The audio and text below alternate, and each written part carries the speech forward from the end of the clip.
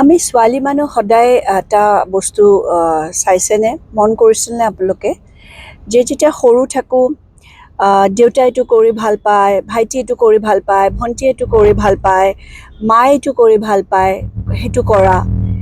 যেতিয়া গাৰ্লফ্ৰেণ্ড বা বয়ফ্ৰেণ্ড হ'ব তেতিয়া গাৰ্লফ্ৰেণ্ড বয়ফ্ৰেণ্ডৰ মতে সেইটো কৰিবা। বিয়াৰ পিছত হাজবেণ্ডে সেইটো কৰিব ভাল পায়, মাদাৰ ইন ল এইটো কৰিব ভাল পায়, ফাদাৰ ইন ল এইটো কৰিব ভাল পায়। কোনোবাই সোধেনে যে তুমি কি কৰি ভাল পোৱা?